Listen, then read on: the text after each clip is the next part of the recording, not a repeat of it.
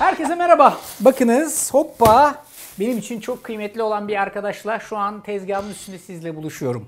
Kendisi baklavalık yufkadır efendim. Baklavalık yufka açacak kadar ince bir meziyete sahip olmadığımız için bu tariflerde bunu kullanmanızı şiddetle öneriyorum. Bugün bir bülbül yuvası yapacağız ve bu kadar kolay bir tarifi bu kadar hızlı yaptığınıza inanın bana siz de şaşıracaksınız. Niye benim için çok kıymetli? Çünkü son derece güzeldir ama hava ile temasta hemen sertleşir. O yüzden buzdolabında muhafaza edin. Eğer dışarı çıkartırsanız da mutlaka hava ile temasını kesecek şekilde bir dış katmanla oluşturun. Burada yaklaşık 100 gram kadar tereyağı var. Erittim. Bir tane de şöyle fırça alıyorum ve tezgah üstünde başlıyorum bu arkadaşla çalışmaya. Şimdi 2 tane tezgahın üstüne çıkarttım ve geri kalanı hemen aynen ilk başladığım şekilde kapatıyorum. Şöyle havayla temasını tamamen kesecek vaziyette üstünü bir bezle örtüyorum. İlk yapacağım şey birinci katı gördüğünüz gibi tezgahın üstüne koydum ve özellikle kenardan başlayacak şekilde her yerini muntazam bir şekilde yağlamaya başladım. İlk katı böyle güzelce yağladım. Şimdi bunun iç dolgusunu hazırlayacağız. Ben bunun iç dolgusu için birazcık Antep fıstığı, birazcık da cevizi ortaklaşa kullanmak istiyorum. Çünkü full Antep fıstığı kullanırsam biraz fazla pahalı olur. Full ceviz kullanırsam Antep fıstığı arkamızdan ağlar.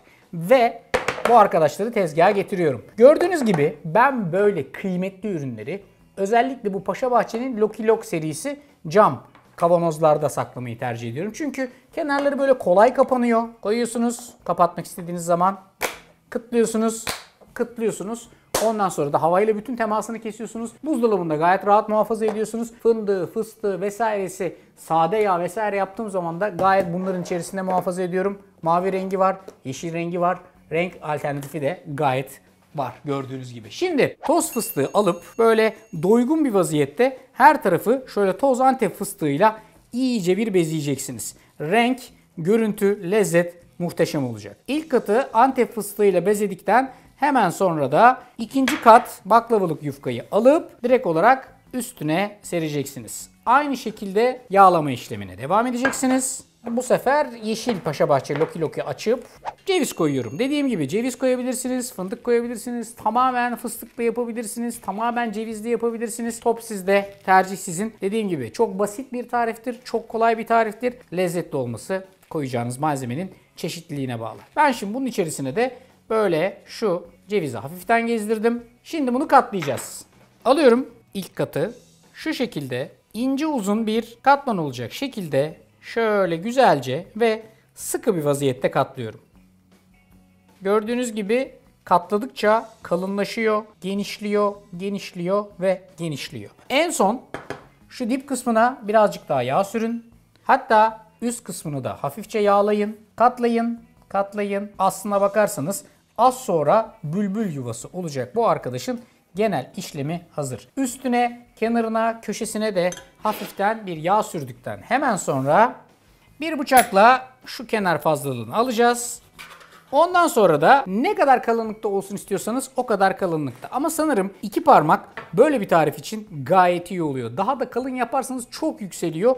Sonra şerbeti çekerken birazcık zorlanıyor. 2 parmak kalınlığında bu şekilde doğrayacaksınız. Hazırladığınız bülbül yuvası görüntü olarak bakınız aynen şöyle. Alıp fırın tepsisine biri bir diğerine sırt verecek vaziyette şöyle diziyorsunuz. Kalınlık budur. Daha da kalın doğrarsanız birazcık fazla yüksek kalacaktır. Şerbet çekerken hafif sıkıntı yaratacaktır. Benden söylemesi. İlk katı bu şekilde yaptıktan sonra diğer katlar için de aynen devam ediyorum. 180 derecelik fırında yaklaşık 20 dakika falan pişecek. Maksimum bu. 1, 2, 3, 4, 5, 1, 2, 3, 4, 5, 6, 6 kere 5, 30 adet bülbül yuvası şimdi fırına gidiyor. Bakınız 180 derece önceden ısıtılmış fırında yaklaşık 15-20 dakika kadar pişecek. Orada biz şerbeti yapacağız. Birçok tatlının aksine normalde tatlılarda sıcak tatlıya soğuk şerbettir. Burada sıcağı sıcak yapacağız. Tencerenin içerisinde bir su bardağı kadar suya bir su bardağı kadar toz şeker koyacaksınız ve onu da burada tıkırdamaya bırakacaksınız. Şerbeti kaynatın. Tıkırdadıktan sonra ateşten alın, limonu sıkın, sıcak tatlıya sıcak şerbet, dans ettirin.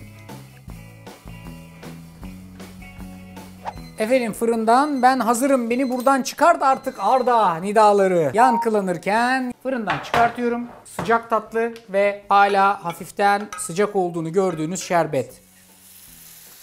Dans, dans, dans, sabahlara kadar dans. İyice gezdiriyorsunuz şerbeti.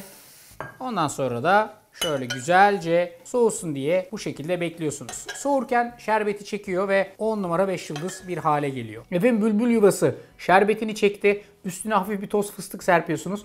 Ondan sonra da tek lokmala. Yani 2 lokma olmaz. Tek lokma bak böyle. Net. Hata yok. Mis gibi. Evde yaparsanız paylaşmanız zor olacak. Tarifi uygulamayı beğenmeyi ve kanala abone olmayı unutmayın. Çok kolay, basit bir tarif.